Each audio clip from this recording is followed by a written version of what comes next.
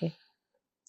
But in the process of working as an editor for 2.5 years editing అంటే ఇంకా ఎక్కువ ప్రేమ వచ్చింది okay, nice. Rather than cinematography. ఎందుకంటే cinematography అంటే ఒకే విధంగా చూస్తాం. ఎడిటింగ్ అంటే ఒక 100 ways లో 100 perspectives లో చూడాల్సి వస్తుంది. సో ఫిల్మ్ మేకింగ్ కి సినిమాటోగ్రఫీ కన్నా ఎడిటింగ్ మోర్ క్లోజ్ అన్న ఫీలింగ్ వచ్చింది. ఆ రెండు లేకుండా ఏ సినిమా లేదు ఈ వరల్డ్ లో. సినిమాటోగ్రఫీ అండ్ ఎడిటింగ్ లేకుండా both are dependent on each other. కానీ మోర్ స్టోరీ టెల్లింగ్ నాకు ఎడిటింగ్ లో కనిపించింది సినిమాటోగ్రఫీ కన్నా. Okay. So as mentioned already director full rush తీసుకొని, అంటే మొత్తం షూట్ చేసుకొని వచ్చిన తర్వాత ఎడిటింగ్ టేబుల్ కి తీసుకొచ్చినప్పుడు ఫస్ట్ ఆడియన్స్ అంటే ఎడిటరే కదా డెఫినెట్లీ ఫస్ట్. అంటే ఆ పాయింట్ ఆఫ్ టైంలో మీరే మొత్తం మూవీ చూసి డిసైడ్ అవ్వాలి. ఆ జడ్జ్మెంట్ అనేది మీ దగ్గర నుండి స్టార్ట్ అవుతుంది. సో అంటే ఆ రెస్పాన్సిబిలిటీ ఉన్నప్పుడు how do you feel? So basically దీనికి ఆన్సర్ చేయాలంటే ఎడిటింగ్ ఎలా నేర్చుకున్నాను చెప్తా ఫస్ట్. సో బేసికల్లీ నా ఫ్రెండ్ ఒకడు ఒక పాయింట్ ఆఫ్ టైంలో కాలేజ్లోనే వచ్చి నా దగ్గర ర్యాండమ్ ఫుటేజ్ ఉంది, try to make it into something అని చెప్పి ఇచ్చేసాడు.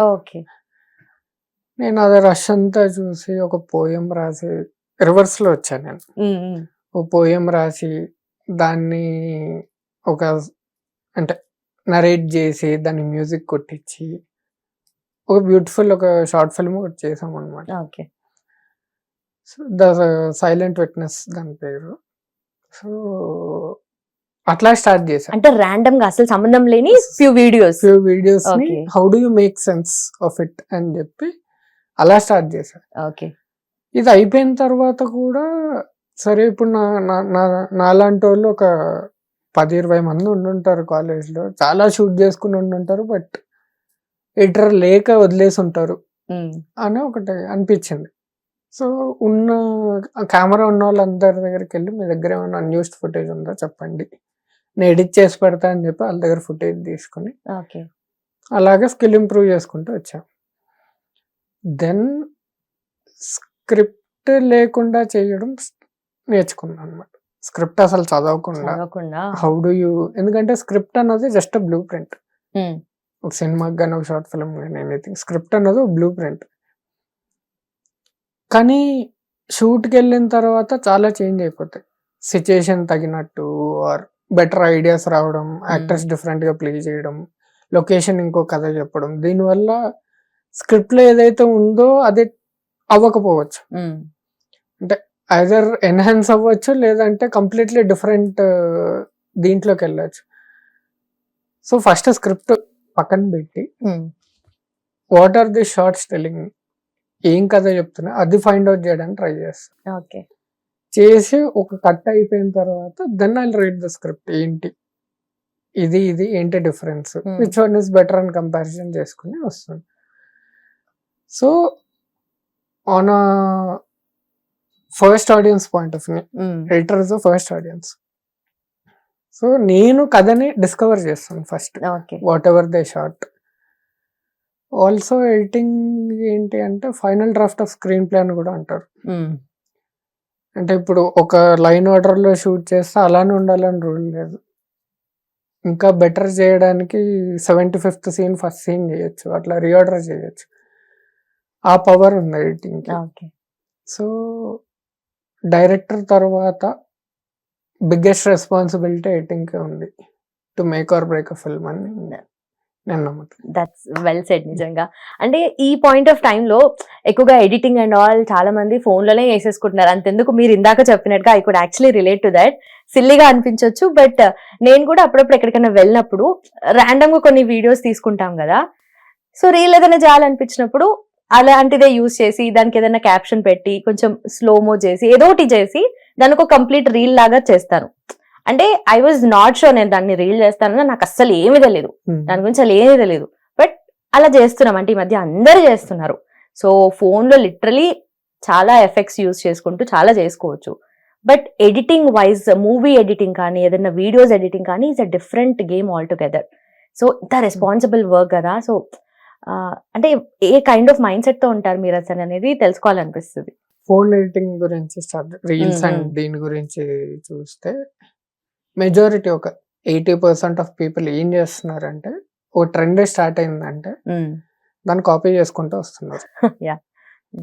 ఎనీ పాపులర్ వీడియో అలానే చేసుకుంటూ వస్తున్నారు. So somewhere the originality of the content is losing ఆ రిపిటేటివ్ దీని వల్ల. ఓకే. బట్ ఒరిజినల్ కంటెంట్ చేసే వాళ్ళు కూడా ఉన్నారు ఆ రెస్ట్ ఆఫ్ ద 20%.